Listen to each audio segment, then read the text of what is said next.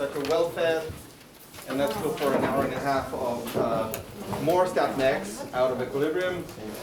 There are two separate things that I will do today. First, I will finish lecture number 2, which has to do with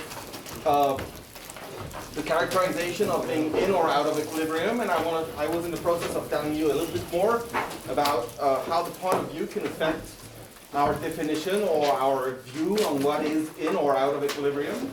So that's what I'll begin by doing. I will consider just an active particle alone. Then I'll step it up a little bit, and then I'll look at one particle in an external potential, which will obviously and by all standards be out of equilibrium. But then you'll see that another notion comes into play, whether the stationary distribution has anything in common with the Boltzmann distribution or not. And these are two separate things. You can view the stationary distribution as a separate issue. And I will finish this second chapter by telling you how, in practice, one can actually access a measure of the distance to equilibrium of a given system, meaning in practice, meaning in experiments, and I will be very brief because, as you might have guessed, this is not my specialty. Then I will begin chapter 3, which has to do with rare events, and that will be about computing the time it takes for a particle to go over a hill in the potential landscape, which I'm sure you all know Arrhenius' formula, but then I'll tell you how to do the same kind of calculation when the dynamics is not an equilibrium dynamics. And then I'll step it up a little bit more even, and I will look at the strongly irreversible process, the trapping of a random wall, and tell you how by some almost a sequence of miraculous transformations you can map that onto an equilibrium problem in which again you end up computing rare trajectories and instantons. So this chapter 3, instead of being called rare events and metastability, could have been called computing instantons. So that's the menu for tonight, and stay with me if you can. I understand that you must be worn out. So let me consider first a single active particle. And I think this is what I was doing yesterday. How about a single active particle? So, and by single I mean really just alone in the universe, no external potential, just self-propulsion, maybe thermal noise, and in all the modeling that I will do afterwards to describe the dynamics of this particle, there are things that I will forget about. And in particular, I will systematically neglect inertial effects. And in this particular case, there will not be any potential. I add up some self-propulsion force, Fp, whose physical origin I'm not going to discuss. And I even add up some thermal noise here, eta, which is a wide Gaussian noise. So as I said, I will forget about this, and I will forget about this. So my system is actually particularly simple. This is just a self-propelled particle subjected to both a self-propulsion force and thermal noise. And the self-propulsion force may have this run and tumble type dynamics that I mentioned before. So the self-propulsion force has run and tumble dynamics, if I may surmise.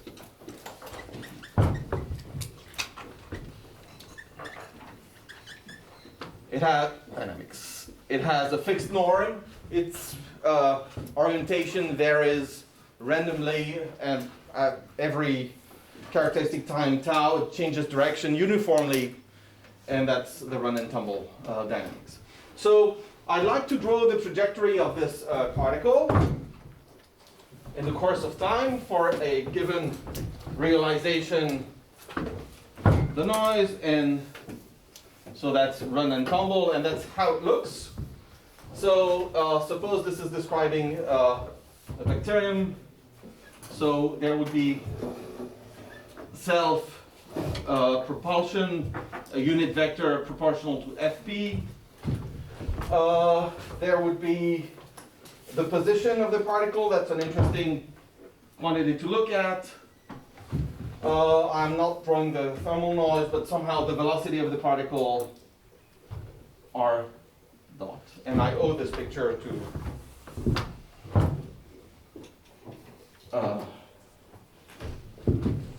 Jeremy, who is here with us.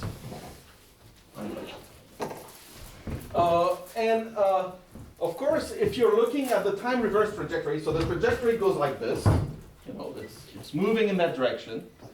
And the question, the first question that you can ask is, okay, what is the time reverse trajectory? And what is the probability of the time reverse trajectory? Well, it depends on what you're looking at. If you're looking at exactly this, and if the information that you have is both the position and the vision of this bacterium with its self-proportion force, then the time reverse trajectory will be just this.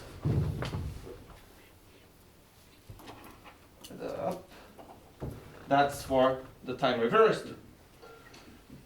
But the u vector will be the same, however, the velocity vector will be different. R dot for the time reversed. And of course, if I keep the information on this self-propulsion force, then what I expect for the entropy production, whose definition I will recall, is something absolutely non-trivial, because this is obviously irreversible. You need a very particular realization of the thermal noise to achieve such a thing, right? So the entropy production over a given time window is the average of this Q bar. That's the average of the log of the forward, I'll get to your question, forward over backward trajectory. And the average means that you are actually summing the probability of a trajectory, log of the probability of a trajectory, divided by the probability of the time reversed trajectory. Okay, so that's also called the Kuvaclar Divergence, or distance, or entropy. And in this particular case, this is going to be proportional to the work done by the self-propulsion force. There was a question that yes? Oh, no, I just wanted to clarify, what's U? How are you doing? Yeah, okay. FP is going to be some norm, F0, times a unit vector, U. So U is really the direction,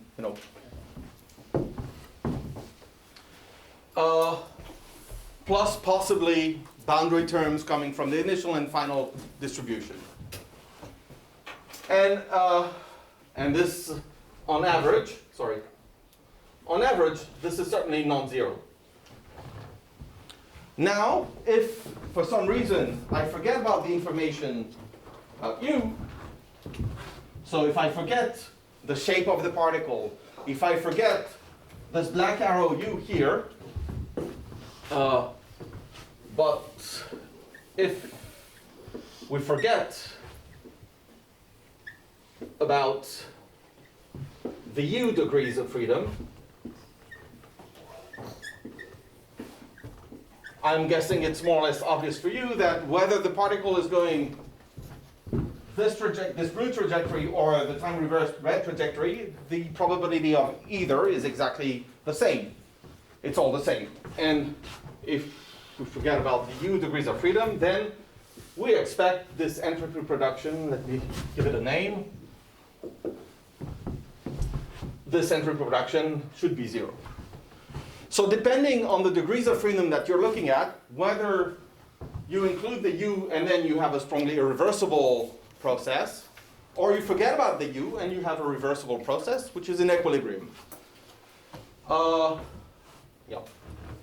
So you have to be very careful about what you want to incorporate in your description, because the answer depends on what you put in your question or in your problem.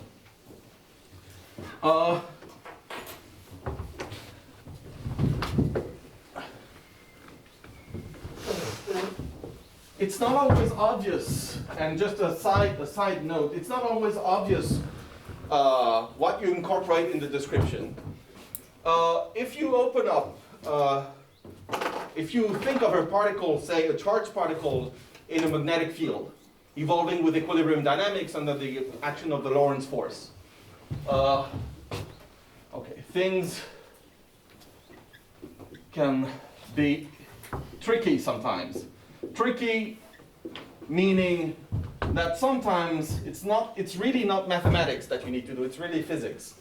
So if I write an equation, say, for the evolution of a particle in some external magnetic field, say plus noise, then I'm sure that you would agree that the dynamics predicted by this equation should be an equilibrium dynamics. But in order for this to be an equilibrium dynamics, you need to do something special. You need to flip B. And why would you flip B when you flip the arrow of time? Well, that's because if you flip time, the electrons in the coil will go the other direction, and the B will be turned into minus B, because you have some microscopic knowledge of the physics of the coefficients entering this equation. So the thermodynamic entropy should be 0. However, if you do a real experiment of particles evolving in a magnetic field, and you actually look at one trajectory and the probability of a time reverse trajectory, then the B will be the same, and you will get a non-zero number. And you should not be alarmed. That's how things are. But you should know that the thermodynamic entropy in this particular case will be 0, but this number, depending on what you incorporate and what you can actually do, and the degrees of freedom that you describe, can possibly be non-zero. Yeah. So this is very brief, and if you want details, again, use Jérémy. Okay, so of course I will come back to this entropy production a little later. What I want to say now, I want to move on a little bit. Oh, maybe I should say one more thing. This equation, if I change notations, and I call this K, I call this omega. This is an equation that has been used to model the dynamics of cilia cells. I should give you the reference. Same equation. Appears in some active matter model in Denis Martin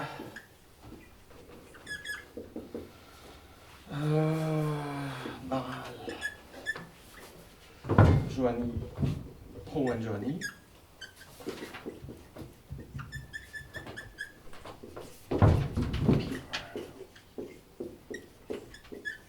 That's 2012. The same equation appears, except that the coefficients in the equation will be very different.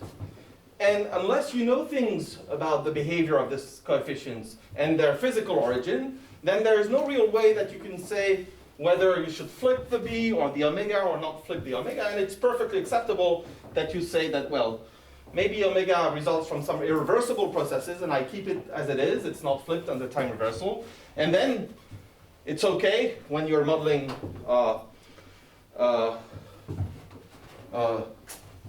fluctuations of hair bundles to use this as a characterization of being out of equilibrium, because indeed the entropy production will be non-zero. So what I want to stress here is that you may very well have the same equation.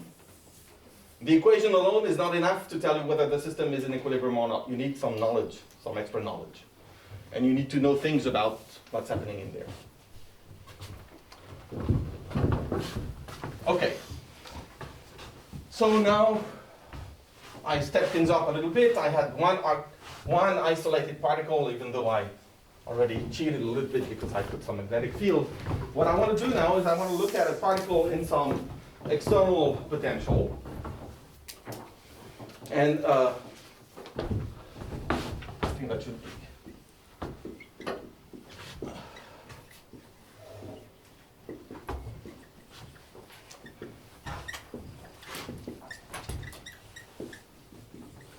And I want to show you another feature of non-equilibrium dynamics, an active particle in some external potential.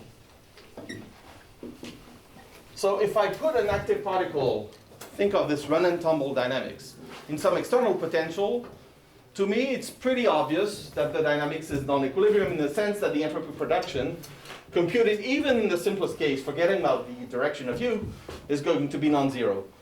And the reason is that even yesterday, maybe I did that a little too quickly, but even if you have a particle evolving here under the action of a non-Gaussian noise, I showed you a non-Gaussian but white noise.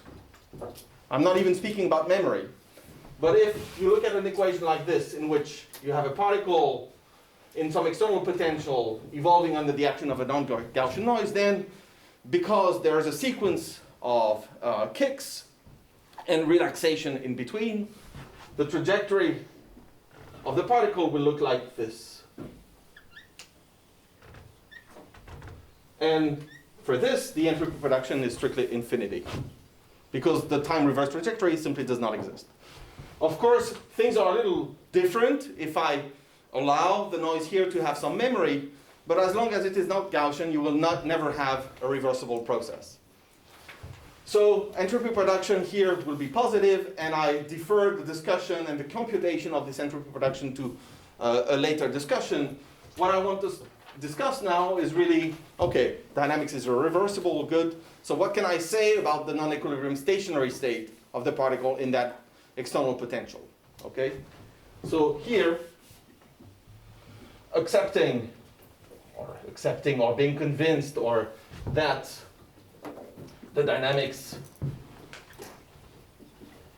is out of equilibrium,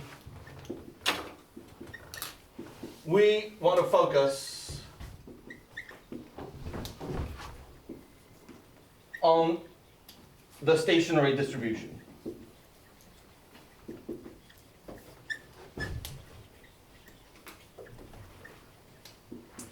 And there is no general method to determine that stationary distribution, and there are very few general statements that I'll be able to make on this stationary distribution.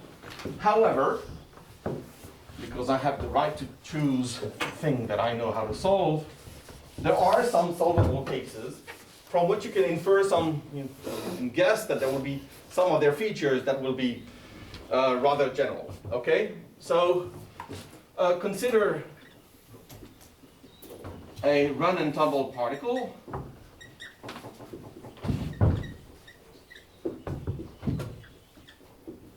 in dimension 1. So this is really, the simplest you can imagine.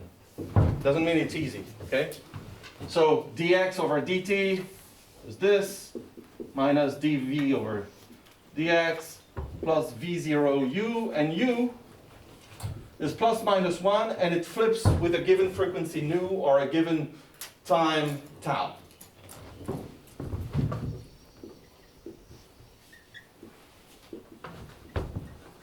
It's called a telegraph noise.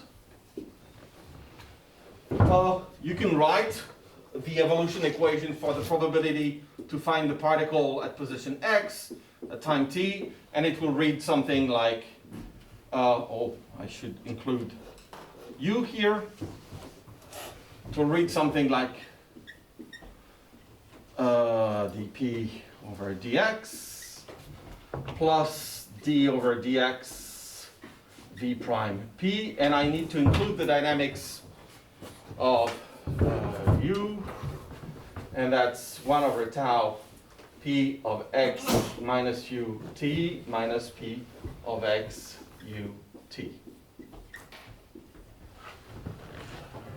Okay, I'm not really interested in solving this at given u because I'm not interested in the statistics of this orientation, but I'm interested in finding the stationary solution for x, which will be the stationary solution for x and u summed over u.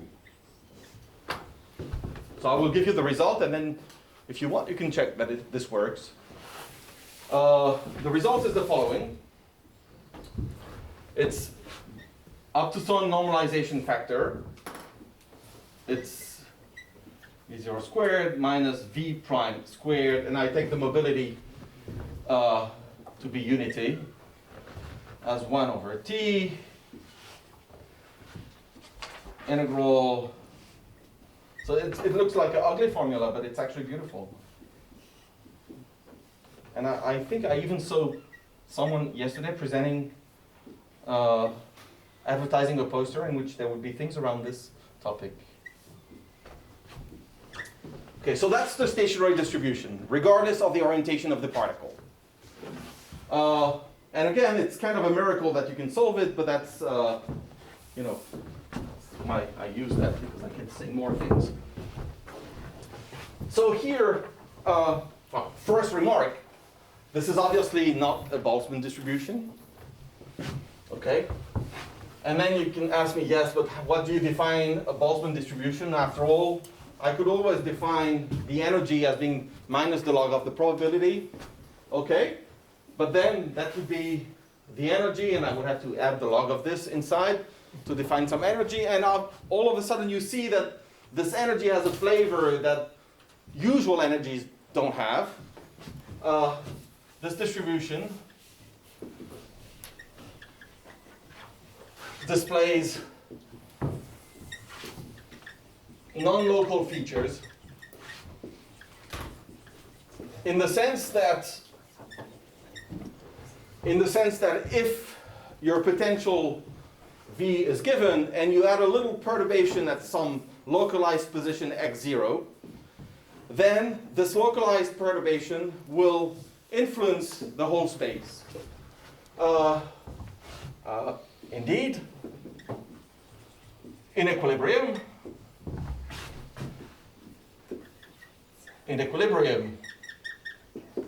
if V of x is perturbed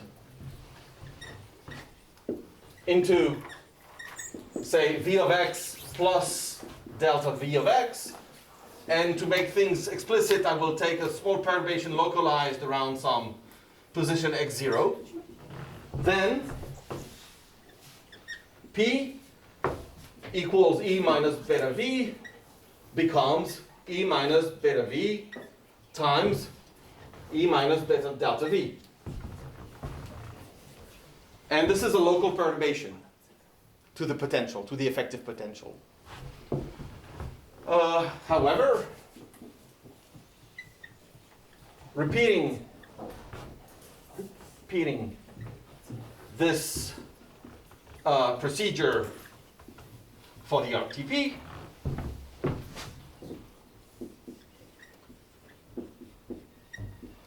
leads to what? Well, you see what's going to happen. Because you have V prime here, even though it's integrated, you have V prime integrated.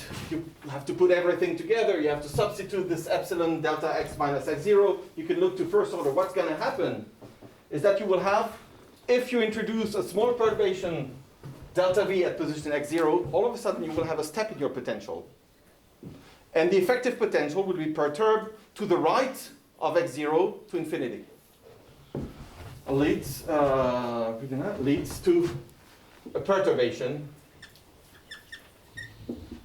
that extends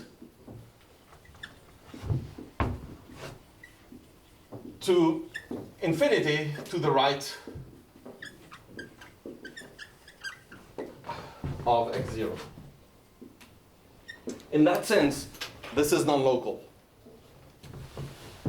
So this is a strange feature, and we will see that this is a recurring feature.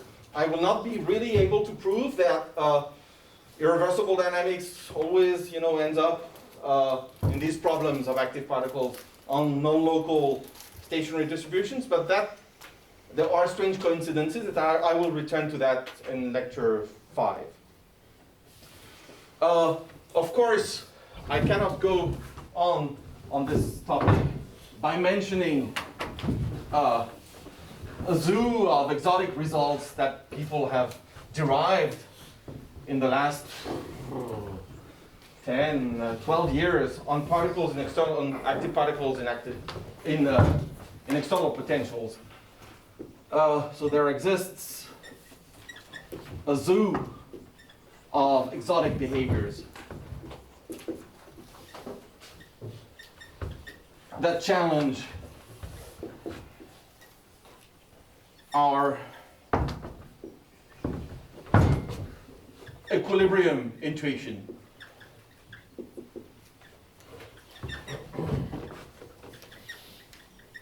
I'm sure you would agree that if you put a particle in some harmonic well, you would expect that in equilibrium this is a distribution, and that would be the harmonic well. Right? That would be the equilibrium picture. If you are active, so red, if you're active, this is not what's going to happen, at least not according to this dynamics. You will have a depletion at the center. That's for the active, and the other one is for the equilibrium. So there are some physical differences that jump to the eye, and I can only refer you to this is really a beautiful paper by Wijland and Mike Cates.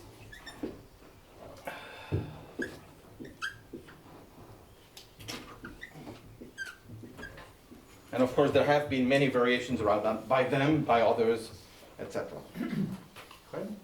Just to understand why this is happening, is it that the particle overshoots every time? Yeah, well, you see, it's either right or left, so it has to be spending the noise is plus minus V0, so you will accumulate here or there, never at the center. Of course, on average, it's 0. But this is not velocity space, this is real space. Well, this is real space, sorry. So, and I have, this is the V of x, and this is the probability in the stationary state. but so this is happening not because there are two values for the velocity, but rather because it takes a finite time before it flips. Of course. So it overshoots. Of course, yes. Yeah. Yes. Yes, absolutely. And what was breaking the spatial symmetry in minus x? When you perturb locally in x0, why is the probability perturbed from x0 to plus infinity? I didn't see where this x to minus x symmetry was broken. That's a good question. I don't know right now how to answer this question. I think it's asymmetric and it's okay. You should have a current. Yeah, but I don't know how to answer your question right now. Yeah.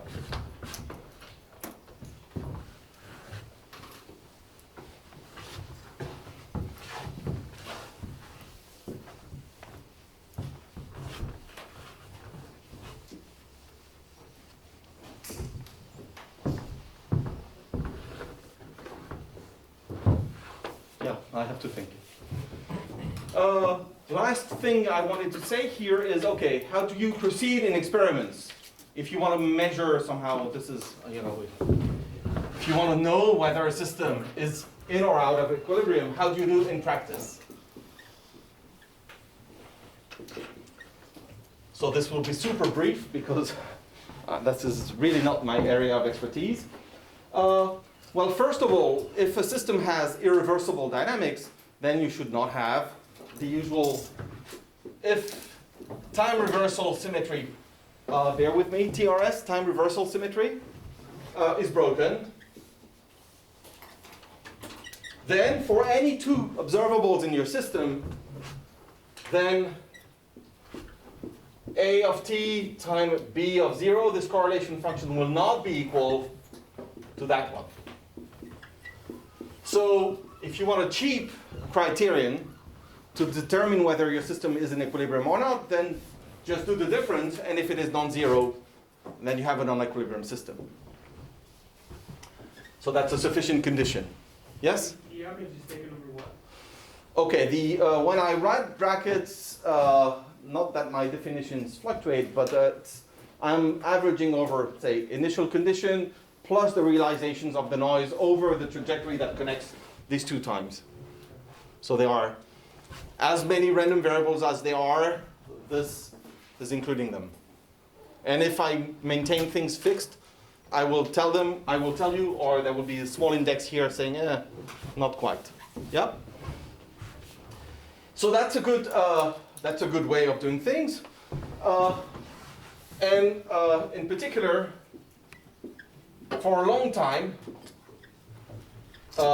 people have looked at the fluctuation dissipation theorem, and which I will,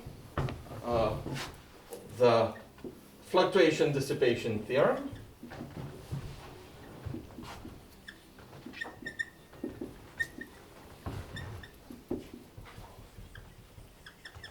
Which is telling you that the response function of some observable B to some fluctuation, to some perturbation conjugate to some A variable is proportional to the decay rate of the correlations between A and B at time t. So that's the fluctuation theorem. And it's a remarkable thing because it, in spite of being true for A and B, this prefactor here, 1 over t, is the same always. And it tells you that the way the system responds to a small perturbation out of equilibrium is connected to the natural decay of correlations within the equilibrium, the decay rate of correlations. And the only place that the thermostat comes into play is by this prefactor. And of course, this is not true when you're out of equilibrium, okay? Is violated. So one way that people have used for a long time to determine whether a system was or was not in equilibrium was to somehow determine the ratio of the response of the derivative of the correlation function divided by the response function, and if this would be the temperature, then the system would be in equilibrium, and if this would not be the temperature, then the system would not be in equilibrium. This has led to the definition of effective temperatures, of the effective temperature. Very often this is defined in the Fourier domain. And in the Fourier domain, these correlation functions have real part, imaginary part, so this is why you will see all of them appearing. And let me give you the proper definition. Divided by the imaginary part of the response function.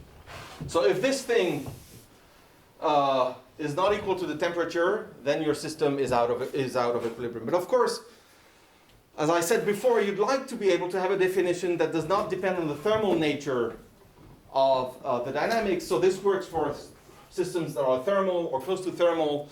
But other than that, if the system is not characterized by a temperature, then this is not a very useful definition. And also, it's not because this has the dimension of a temperature that this has any physical meaning. So sometimes this has a physical meaning, and I refer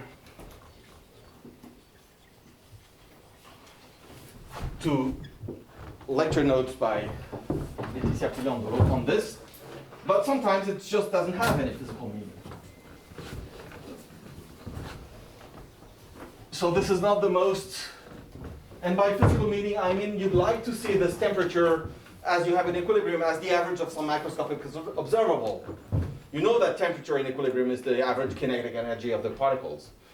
So can you find such an interpretation for this? Not really. However, with the same ingredients, the C and this R, you can cook up something that does have some physical meaning with a physical interpretation, and that's what, however, Harada and Sasa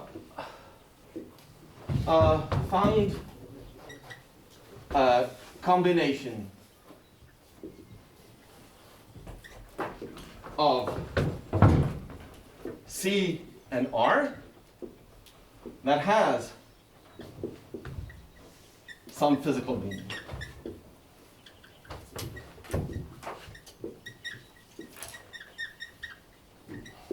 And in particular, they were able to show that the entropy production rate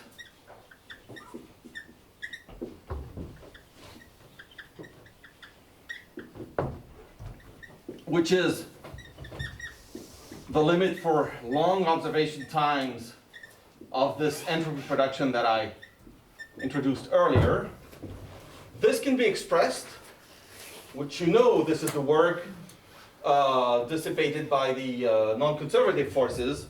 This can be expressed in terms of, there's one over the temperature, a Fourier integral. And I write this because I think it's very nice. And I will tell you why it's useful.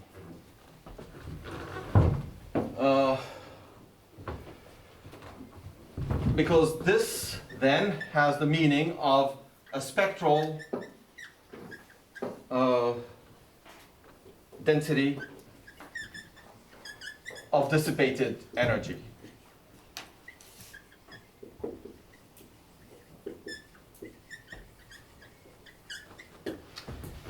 So, what are C and R in practice? So I'd like to direct you to several papers by Etienne Fodor and his collaborators. And of course, I am sorry, I don't have the references, and that's really an acte manqué, I think. In which they measure C, they measure R, and they can infer a number, which is the spectral density of dissipated energy, whose total integral over the Fourier space gives you the total entropy production. So I will tell you exactly how this is done, or not exactly, I will just briefly sketch the experiment. And these are experiments done on single molecules because it's hard enough. This is an egg, and inside eggs there are particles. So this is a big egg. There is a micron-sized vesicle inside that turns out to be having exactly the right optical properties to be manipulated by some optical tweezers.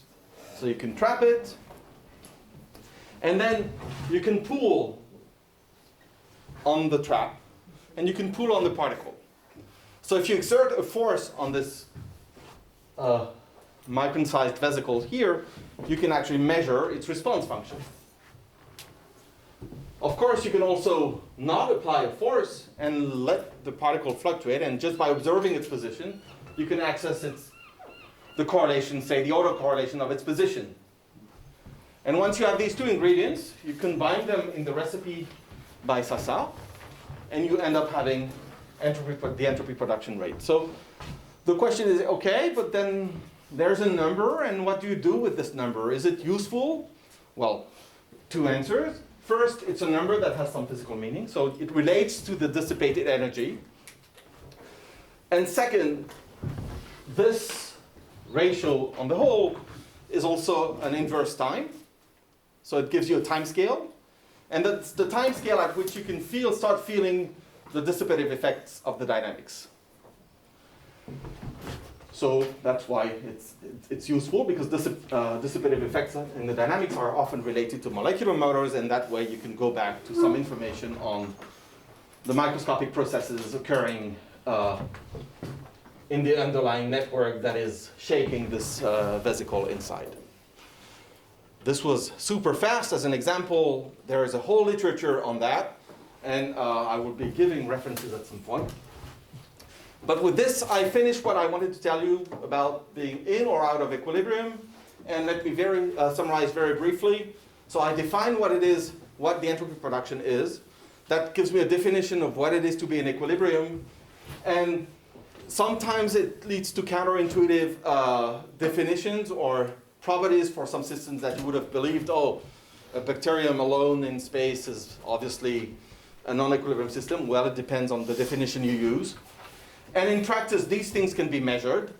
And you see, you can measure it, but you're not measuring the probability of a path. Measuring the probability of a path is something much more difficult. And this can be done only in specially designed systems. So this has been done, I think, in some experiments by Ciliberto. But on experimental systems whose design was on purpose for computing this probability of occurrence, of path occurrence. Good. So I'm done with this chapter, and I want to move on and tell you about rare events.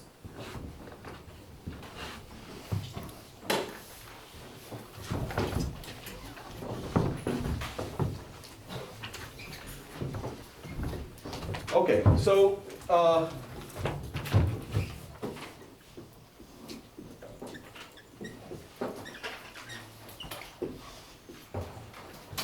there will be three pieces in this chapter. First, I would say Kramers as usual, and we will recover results that I'm sure you know and maybe you have derived yourself. Then, and that will be for systems whose dynamics is an equilibrium dynamics.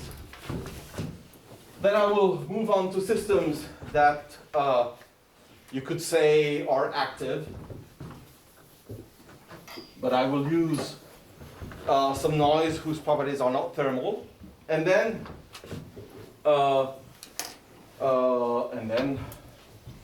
I will talk about a trapping problem.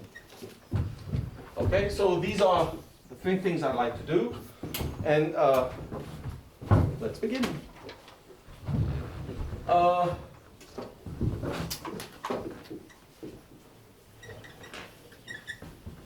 So usually, the literature about these Kramers rate and how this is developed can be found in physical chemistry textbooks or lecture notes, and but I will not go back to chemistry.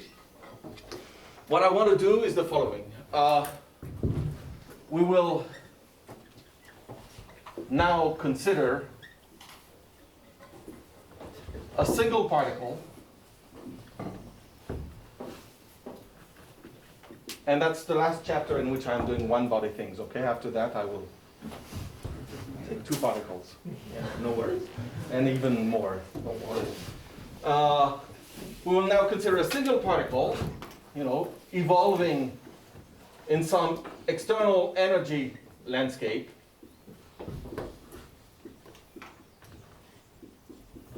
with a Gaussian thermal noise.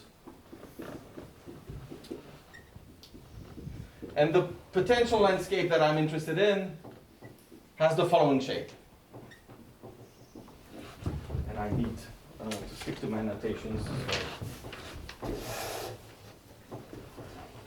maybe something like that. Here I have x1.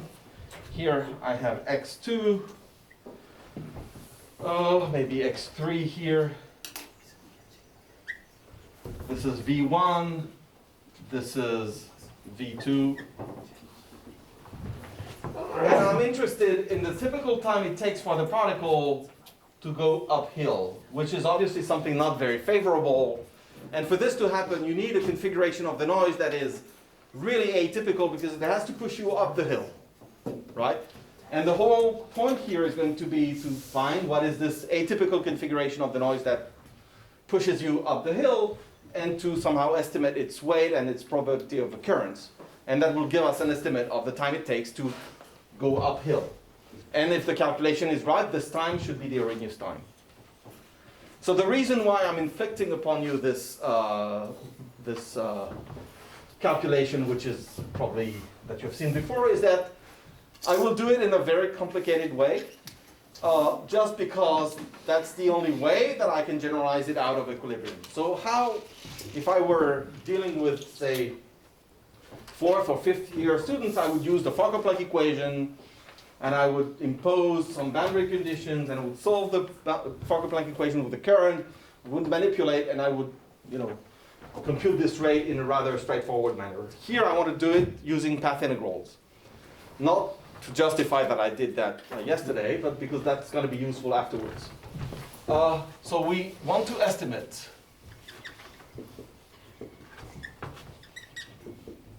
the probability of hopping from x1 to x2. And that's going to be given by a path integral. So now we're fluent at path integrals. I know my dynamics. I use the Janssen-Deterministis formalism. And this is what the path integral looks like. V prime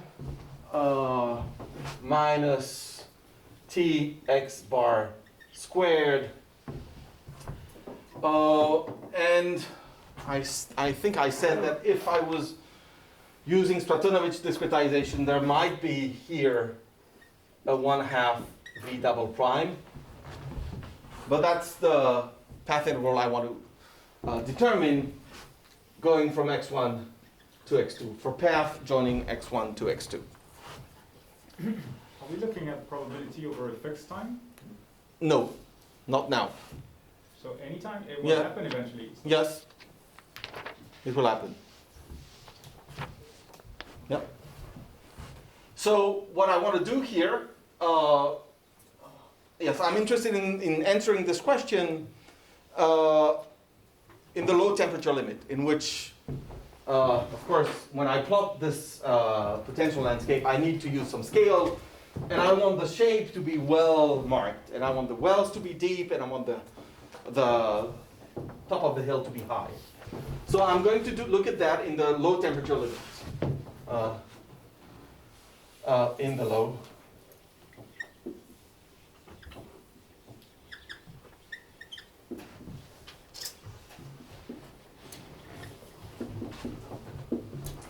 So this is not very good because temperature comes into play here, but it's not convenient to take the T goes to 0 temperature limit. So what I will do is I will change fields and I will go from x bar to x bar over T. So if I do that, then, maybe I should not use orange. Then the path integral that I have to compute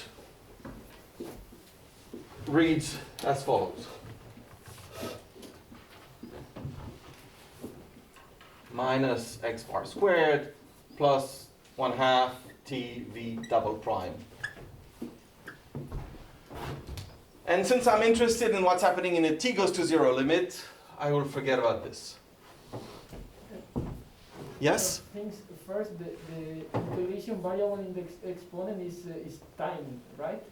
Yes. And the second one, how did you construct it, this probability? It was not clear to me. This, how did I construct that? Yes. Okay.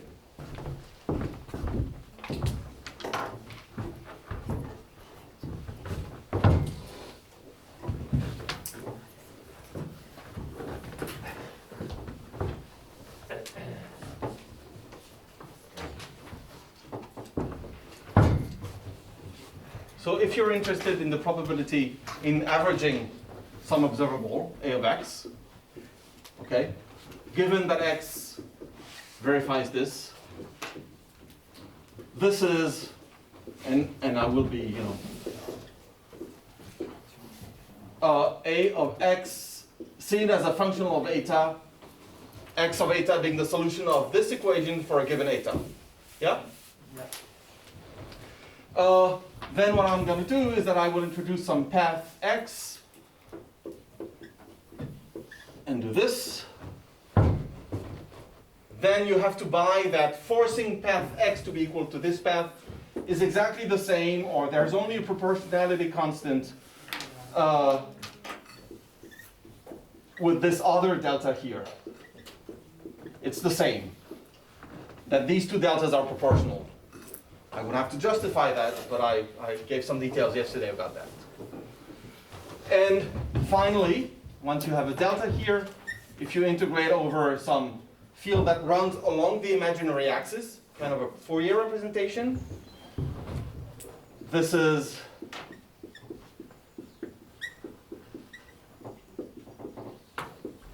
this. Yeah? And final step, integrate out the eta, which comes in linearly here.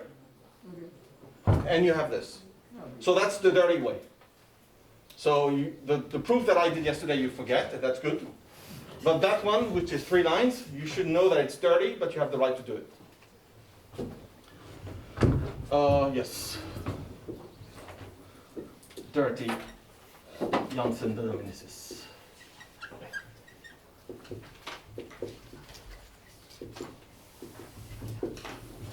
Okay. So what am I about to do now? I'm about to look for the path here that will contribute most to this path integral here. Because t is going to 0, the path that will contribute most are the path that verify this.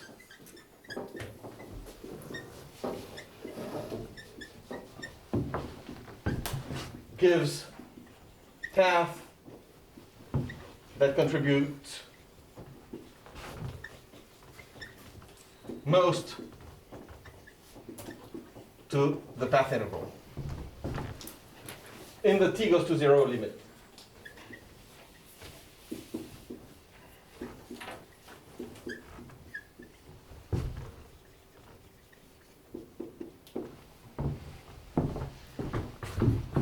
Can I wipe this?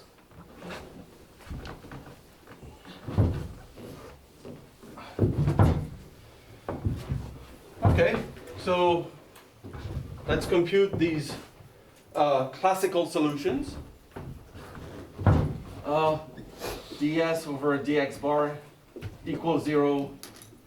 This is x dot plus v prime minus 2x bar, and ds over dx equals 0 equals minus x bar dot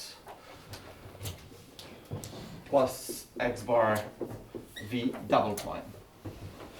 If you look a little bit more carefully, and there will be a poster on that, and there will probably be a lecture on that too, or 2 lectures on that, the structure of this calculation is reminiscent of what you see in classical mechanics. If one renames h of x bar x bar squared minus x bar v prime, then this equation here is equivalent to x dot equals dh over dx bar, and this equation down there equals minus dh over dx. And if I would rename this as q and this as p, this would be even closer to things that you've seen before. Okay, good. But that tells us interesting things. It tells us that if you're looking for the trajectory that is minimizing this or maximizing this exponential weight, these trajectories have an interesting property. They will verify that this is a constant along the trajectory. And you don't need to check it because that's mechanics. The trajectoire, trajectory. Okay, good. So let's see if we can solve the equations. These saddle point equations.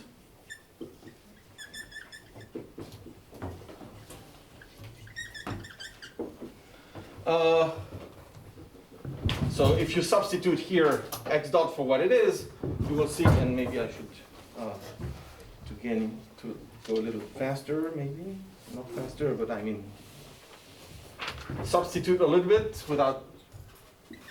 If you use the saddle point equations, this is what you will find. Minus v prime squared over 2. 4.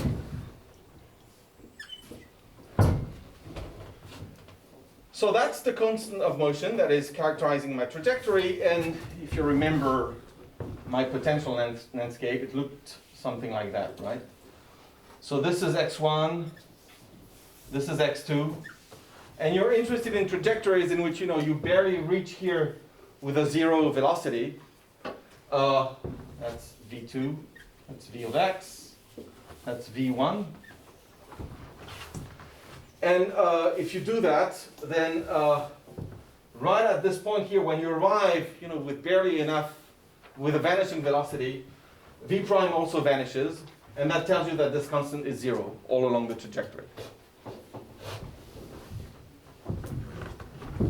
So that's good, because you know things about the trajectory then.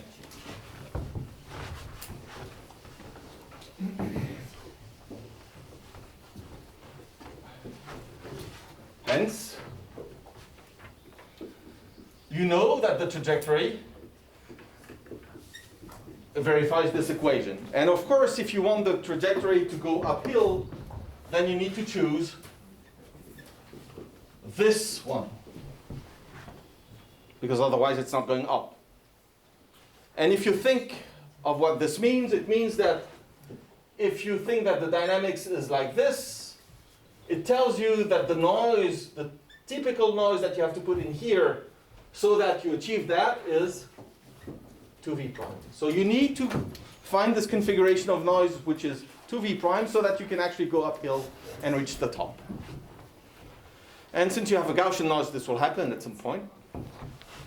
It has a non-zero probability. Okay, good. The probability that we're after is proportional to, well, there is this path integral here, minus 1 over t times some action, and it's okay to approximate that by x at the saddle, x at the saddle, to leading order in t. Because that will dominate, as you would do in a standard saddle point approximation for integrals on the, say, in the complex plane, except that you're dealing with path now. Okay, so if you do the computation, it's not going to be hard, because if you remember, the action is given by x bar x dot minus h. This is 0. And x bar prime is actually v prime. So this is giving you the difference of the potential energies. v2 minus v1. And you're happy. At least I am happy. So this is the zero-dimensional version of the things that I suspect Eric van den Eyden will speak about next week. Okay, so we're happy because we've got the Arrhenius rate or time formula, in which the time that it takes is exponential in the energy barrier to overcome divided by the temperature. As I said, this can also be found using a Fokker-Planck equation. So if you look up a chemistry book, there will be lots of details that you can add to this. And in particular, you can also do that with the Fokker-Planck equation. If you look at corrections around this leading order behavior, they involve the curvatures of the potential in at both the departing and arriving positions. And it's actually an interesting question to ask whether you can actually get this using this path integral method. So I'll give you the recipe. I will not do it. But I will give you the recipe and I will ask you for an open problem for you to solve for tomorrow, and I will say a beer to whoever gets the solution That's motivation. Okay. So if we wanted to catch these correction terms, V1 double prime, V2 double prime, we would have to do like Andrea this morning. We find the saddle point solution, the one that minimizes the action, and then we expand around that, and we will keep quadratic order in the fluctuations.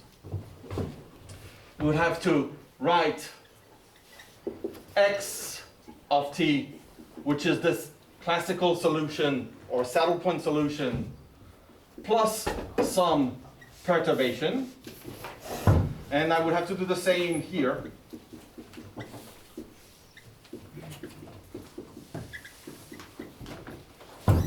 And I would stick and express S in terms of y and y bar to order 2 in the fields. Because that's what you do when you do a saddle point approximation. You have the value at the saddle, and then you're interested in fluctuations around that. So you have to do the same here. So you write x and what will survive is the following.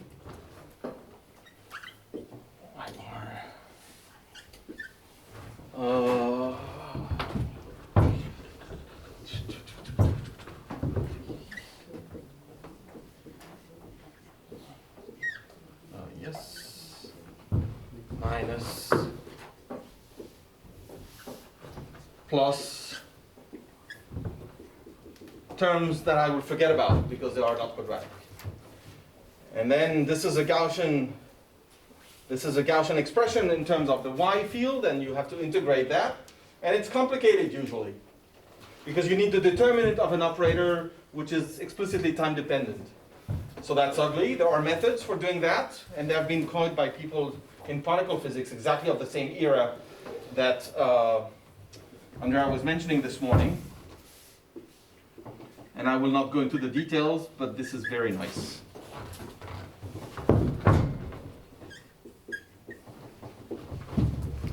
I would have a quick question, perhaps just for clarity. We started from a probability, and we arrived at a rate. Yes, so I'm sloppy here. That's the second time you're asking, and I'm trying to avoid that. Okay, so okay, so what I should show is the path interval that I'm actually measuring or computing here is the average first passage time of the process to the top of the hill. And I could do that, but if I do that, then I lose another 40 minutes. Thank you. It's not So I about hand time, wave. just to know, just so we're clear what we're doing. You're right. So Thank you. you found it. Yep. So there's a gap. But I think it's understandable that this probability is proportional to this time. And I think that's intuitive. So, but Yeah, there is a paper of Peter Hange and Of Peter course. Gaiman where they do it. yeah, but you have to be clean, and it takes time. But I think it's intuitive that it's the same order. So that's what I was hoping. And apart from you, they have their cookies, they have sailing, and they are. I was late for the cookie, I'm sorry. You had too many cookies, I guess. But that's a good point, of course. That's a good point, of course. Okay. So why did I do this? Well, if you do that and if you continue this reasoning and you integrate out this, if you find the spectrum of this operator in some special way, then you can recover the formula, which not only has this Arrhenius factor, but also the terms involving the curvatures. But again, this is a lot of pain for something that you can get as an exercise from the Fokker-Planck equation. So the only reason why I did that is the following. an active version of Cramer's escape rate.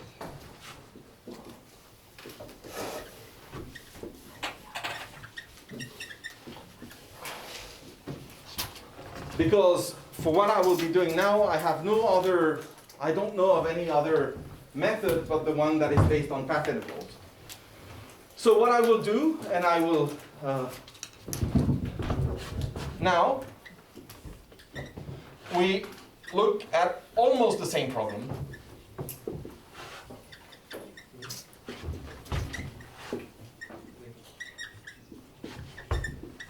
Same energy landscape, almost the same equation. Okay, which you can view as this thing which I called V0U beforehand. And what you know, because I told you that, or showed you that, is that the decay of the direction in time is exponential for a run-entangled particle, for instance. So what I will do now, because doing a solving the active Cramer's problem for a run-and-tumble particle is too hard for me, what I will do is that I will, there's a trade-off. I will use such an exponentially decaying correlation for the noise, but I will relax the condition that it's of unit norm, and I will say that it's Gaussian distributed, because that's easier. In order to alleviate technicalities,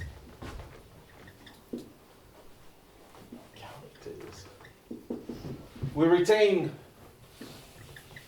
the exponential decay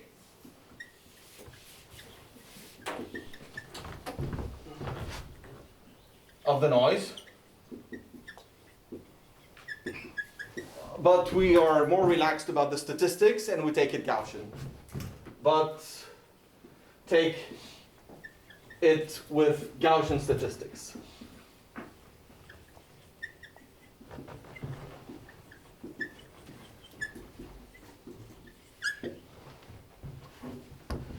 Okay, so, that has a name.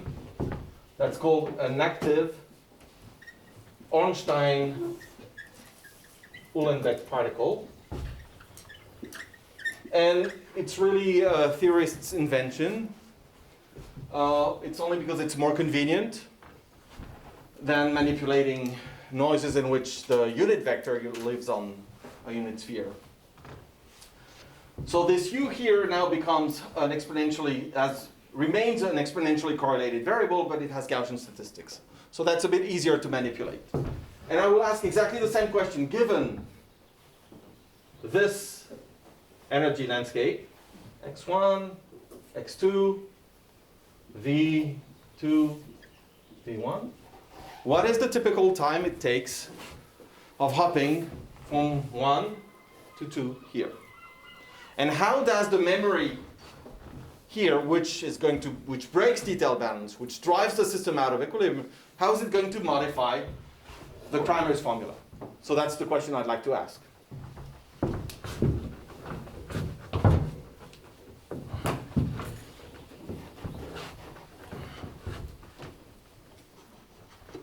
We want to know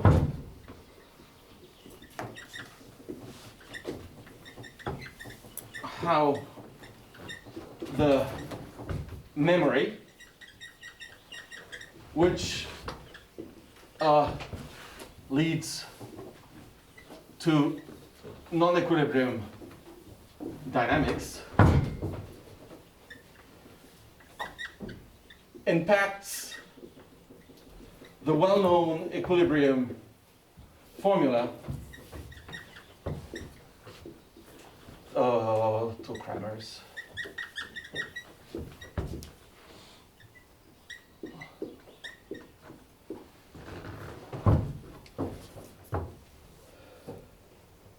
Yeah. Okay, good.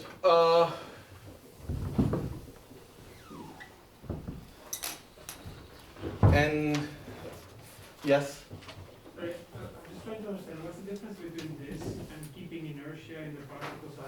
under them and measuring noise position. Okay.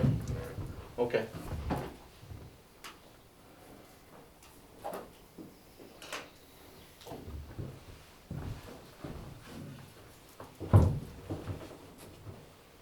Okay. So you want me to answer the question of why is this non-equilibrium dynamics? Yeah, so because you can Yeah, because I asserted and it's not, yeah, okay, that's good. Fair. Okay. This Alps dynamics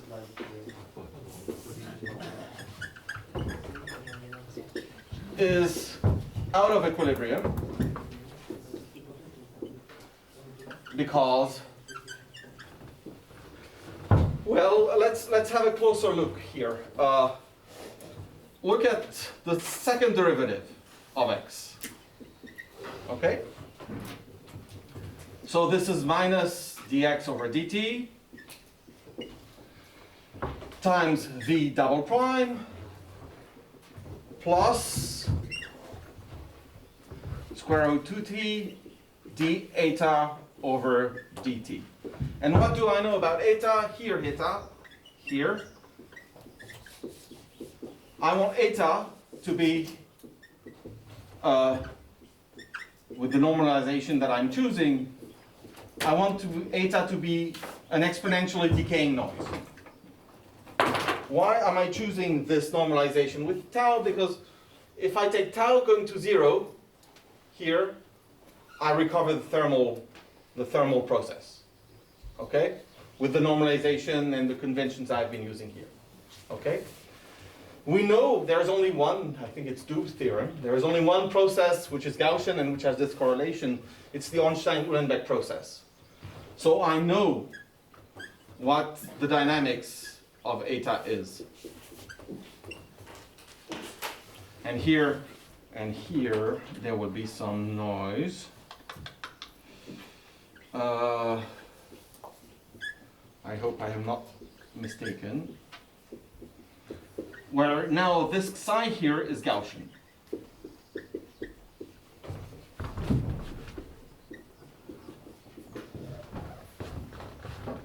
So far, so good, I guess.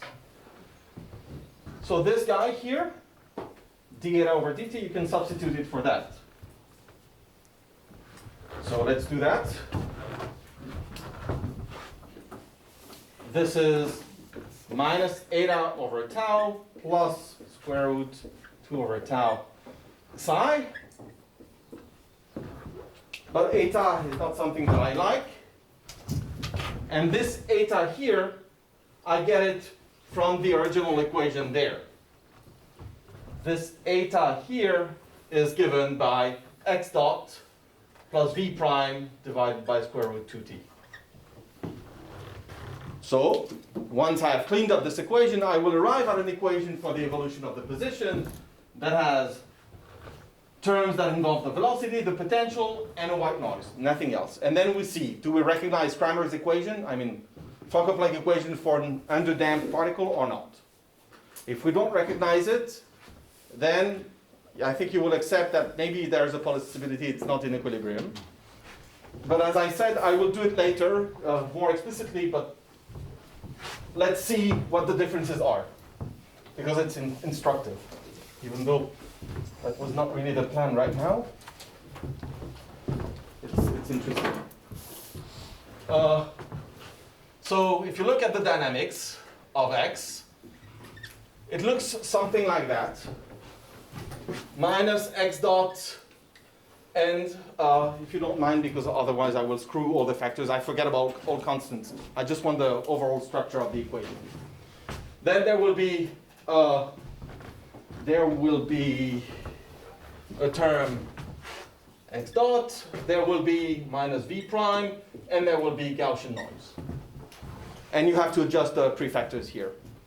If this guy were not there, that would just be underdamped Boltzmann equation. But it is here.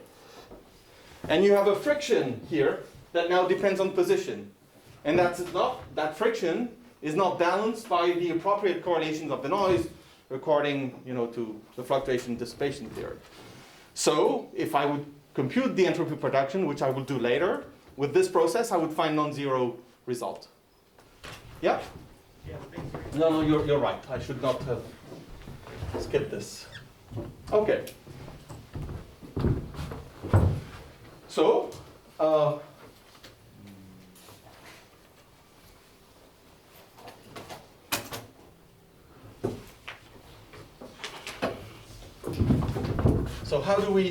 how to proceed?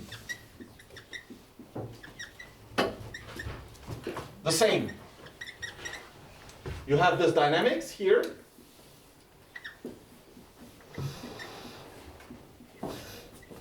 Probability of a path is proportional to exponential minus 1 over 4t.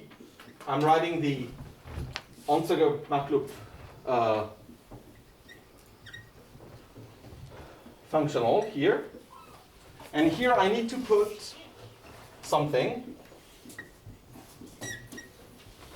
I need to put something here whose Green's function is this. I need to put the functional inverse of this. So if I do that, and I am cheating because I'm using my notes, that's minus tau squared d plus 1. That's how it goes. And now you can play the same game, and you can search for the trajectories that will maximize this weight, given the appropriate boundary conditions, and you will end up on an equation for the trajectory x of t.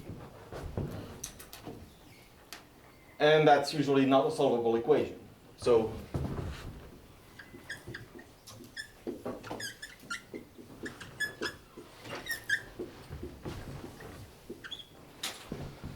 I want to give you the reference.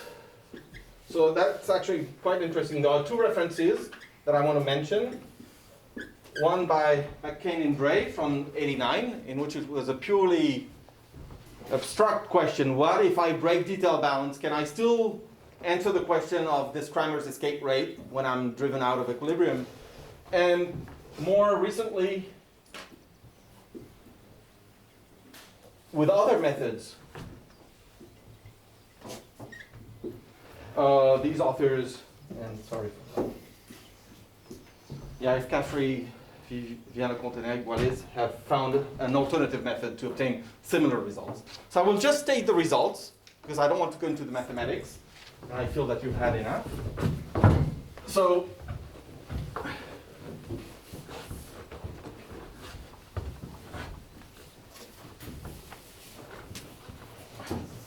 when the temperature goes to 0, again, one searches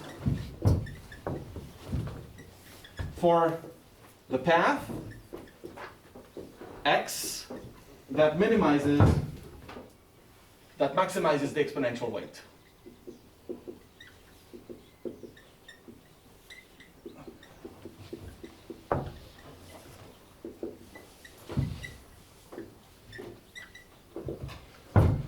And in general, you cannot say much more than that unless you go in either of two limits. More can be said if tau goes to infinity, which means that somehow the noise is quenched, it's frozen. And if the noise is almost a thermal noise. And that's the last thing that I want to investigate or I want to report. I want to report on the result in the presence of a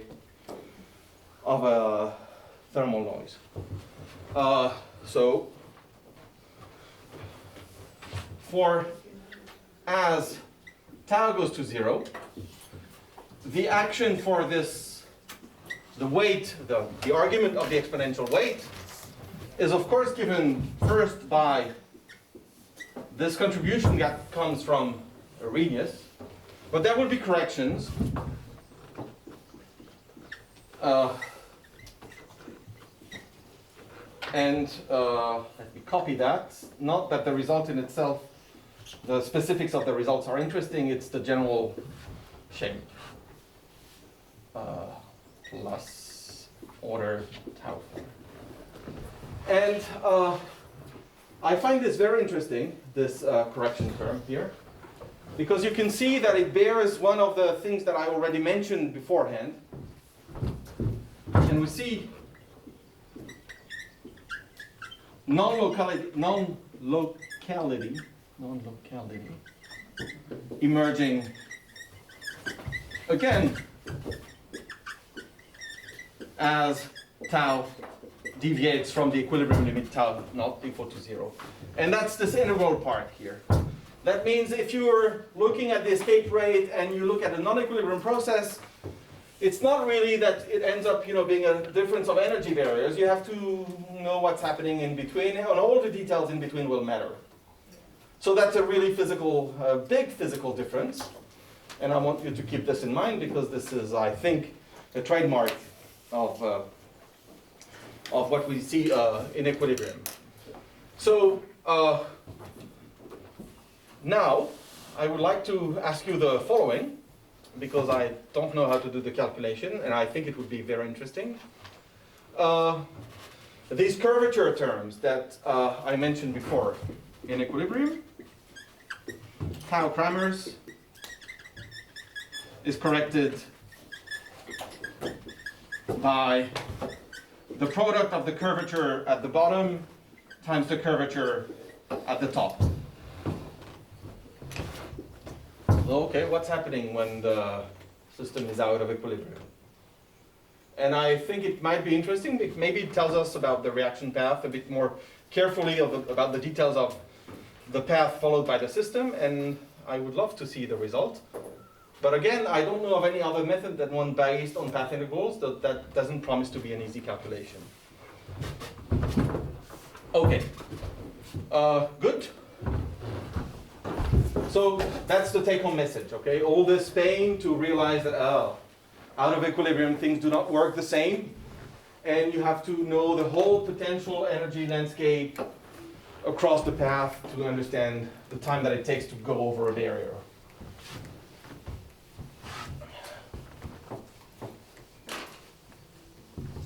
Okay. So I will just describe the next thing that I want to tell you about, and I will not go into the details, and we'll keep that for after tomorrow. And I think that's a problem involving tracking. Okay, so if I summarize what we've done here, in things that you have to tick in your toolbox, now you have path integrals and instanton calculus. There is one more tool that can be useful sometimes, and that involves technically some strange mapping between random walk problems and equilibrium systems that I want to describe here on a problem that has seemingly no connection, or that has not immediate connection. Finally, look at a random walk in some potential landscape which is infested with traps, infested by absorbing traps.